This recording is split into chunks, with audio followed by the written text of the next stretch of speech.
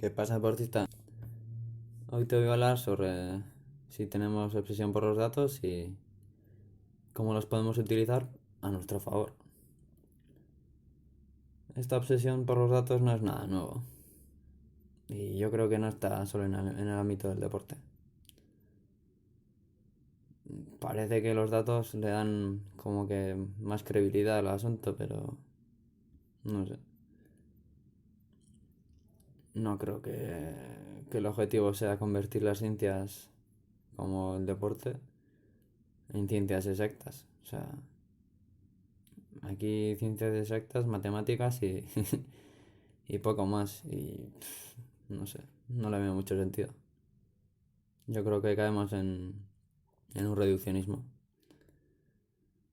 No sé si es la incomodidad que produce la incertidumbre en sí o porque queremos que, no sé, todas las relaciones entre factores sean causales, lineales o, no sé, más predecibles o...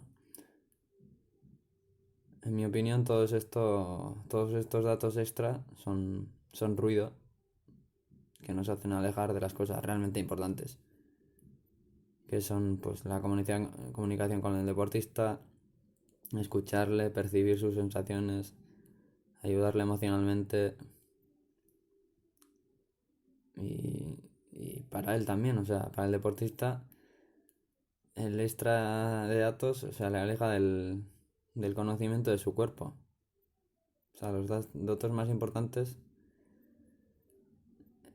esos son los que hay que utilizar. Como se suele decir, muchas veces tenemos parálisis por análisis. Y sí, cada vez encontramos más datos y a la vez nuestras dudas aumentan.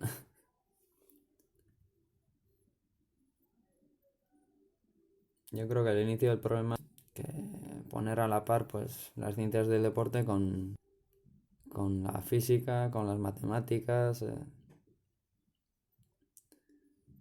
No sé si es porque el ámbito de las ciencias del deporte nunca ha tenido mucha importancia o eso ya lo habéis visto durante las clases y sigue siendo.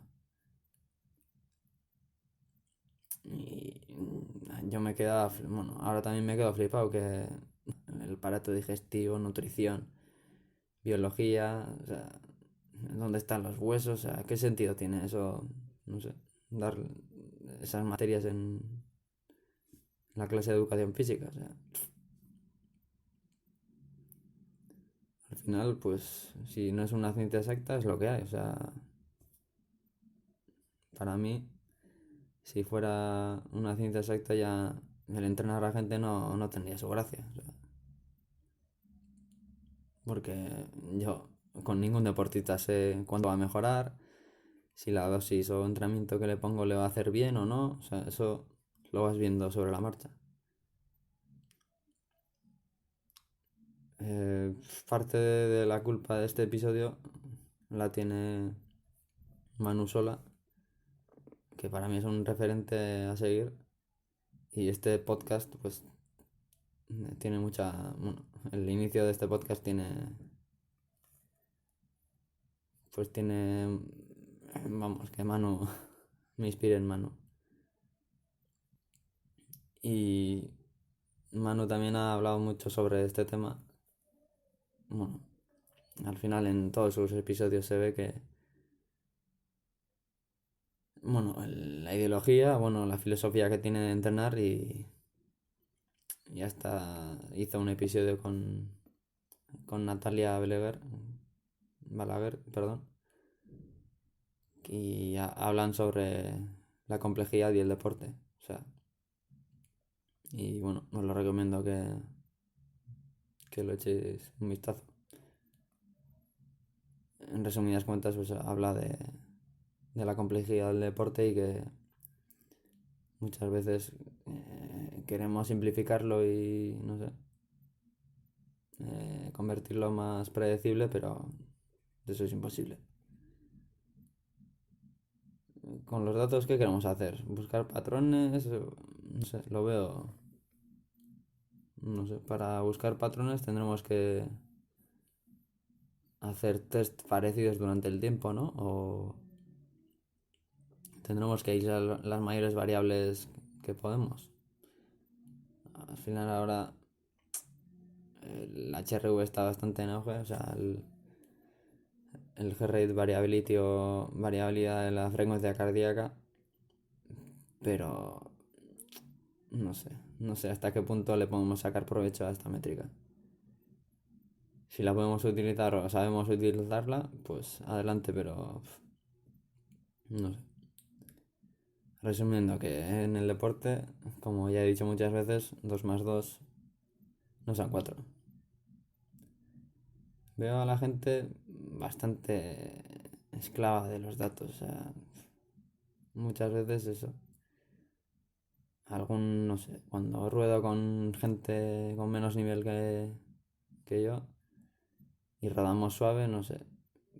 La gente piensa de que, no sé, que hay un número mágico, un umbral donde, pues por ejemplo, si mi umbral aeróbico está alrededor de 4 minutos el kilómetro, que por entrenar a 4:30 no vas a mejorar. O sea, eso, tenerlo claro que no es así. Y cada vez más entrenadores están viendo de que realmente el VT1 no se puede determinar tan claramente. No sé, siempre hemos tenido devoción o no sé, de los números mágicos, que si hay que si hay que dormir las 8 horas, que si la ventana anabólica, que si eso, o sea, muchas teorías, pero no sé, poca evidencia. Y aquí, ¿cuál es la métrica más importante para mí? Está claro, o sea, el esfuerzo percibido o la RP, que es el Rate of Perceived Exertion, que al final es lo que nos hace parar, o sea, nuestra cabeza. Nosotros por poner un ejemplo, cuando vemos alguna vuelta ciclista de las grandes y vemos que se queda uno del pelotón o del grupo, no para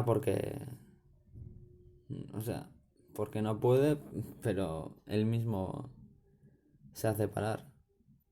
No es porque haya acumulado mucho lactato o si alguna métrica se ha disparado. O sea, la gente no le da la importancia que, que se necesita al cuerpo. Y yo creo que este incremento de la importancia que le damos a los datos no ayuda para nada al saber escuchar tu cuerpo, a conocerte. Pues al final, si te conoces, eh, si te vas conociendo durante los entrenamientos y competiciones, al final, hasta el pacing, o sea, al final no necesitas casi ni reloj, o sea, para medirte. Y un grande como Kilian Jornet, o sea, entrena sin reloj, o sea, siempre va por sensaciones, porque lleva un montón de años escuchando a su cuerpo y al final calibrando el esfuerzo interno con el externo. ¿Y qué desventajas tiene? Bueno, en deportistas principiantes pues todavía queda mucho por calibrarlo y como es una métrica un poco subjetiva pues se requiere práctica y la motivación también influye mucho, así que, pero bueno, cuanto antes empieces pues mejor. Las ventajas: no hay métrica más simple que esta, no es costoso y no creo que cree mucha obsesión. O sea, pero hay que saber un poco el cómo sacarle el máximo provecho. Y esto se hace alternando, bueno, alternando no, midiendo el RP con otra variable externa o interna. La RP con el pulso, que el pulso es interno, o la RP con el lactato. Al final, si poco a poco vamos calibrando nuestro esfuerzo percibido con una variable externa como el lactato, pues al final hasta sabremos de tomarnos una medida o una gota de sangre, sabremos hasta qué niveles de lactato podemos andar. Y esto lo he visto en los noruegos, tanto en la grupeta de triatlón de Christian Blumenfeld hasta con los hermanos Ingebrigtsen. Al final hay que, no sé, entrenar sin reloj, pero bueno, o sea, puedes ir con reloj, pero o sea, yo normalmente no lo miro en los días fáciles. Y hay que escuchar mucho al cuerpo, la respiración, no sé, hay que sentir más y coger menos datos. Y como he dicho antes, la clave está en calibrar la carga interna con la externa.